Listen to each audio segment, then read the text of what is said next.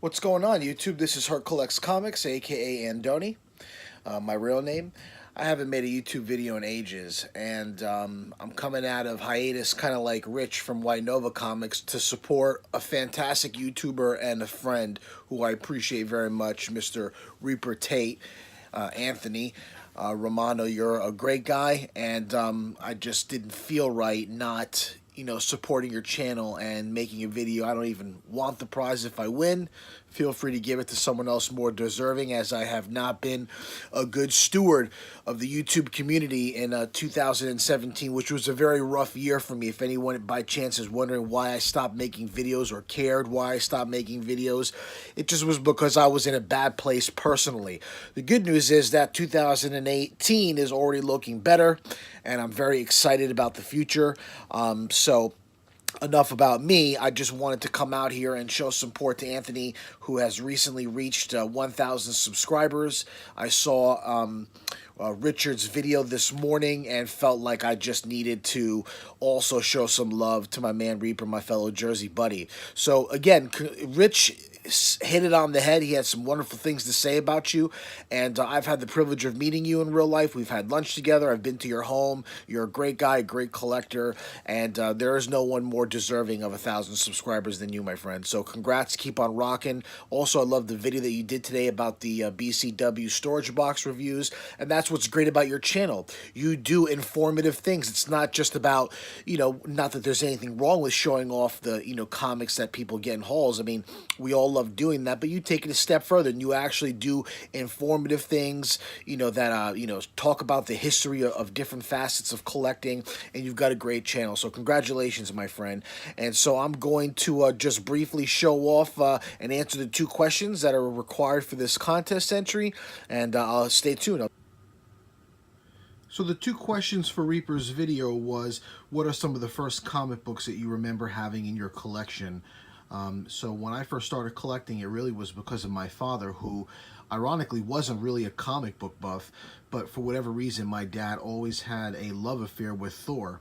So when I was a young kid, my dad used to, well, the very first introduction was he would bring home comics from the Port Authority in New York City when he would come home from work, and those were Spider-Man books from the 80s. That was my first introduction, but I don't have any of those anymore. I was a young kid. But then thereafter, as he saw the interest in me continued with the comic book fascination that I had at a very early age, he gave me a stack of Bronze Age books that he had.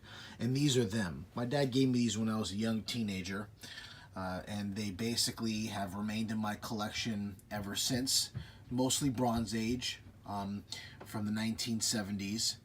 And these were books that I've read and have held on to all these years. They're not in great condition at all. Mind you, these are books that my dad bought. This was the oldest one, 256. And these were just things that, I have kept, not just because they're comic books and I'm a collector, but from the sentimental value.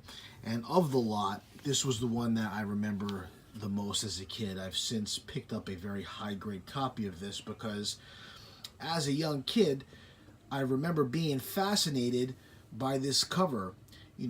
Aside from the gray gargoyle on the top left, they had all of these different alien creatures on the cover. There was a dude with a gorilla type of a face, a lion face, an alligator face, a boar face, a wolf face. So as a young kid, this, was fascinating to me. And it just kind of further lured me into the world of comic books. So this has always been one of my favorite covers of all time, just because of the awe that I had from it as a young kid. So these books here are some of the very first comic books that I ever received. And if I'm not mistaken, I was even younger. I was younger than the age of 10. I think my dad might have gave me these when I was around 9 or 10 years old. So the next part of the question has to do with supervillain, and which supervillain could I be? Stay tuned.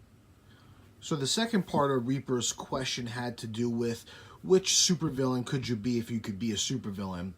For a second I contemplated going with like an anti-hero, But you know, if I was gonna go with a villain, you know, I think after reading this series, I'm gonna go with Thanos, the Mad Titan.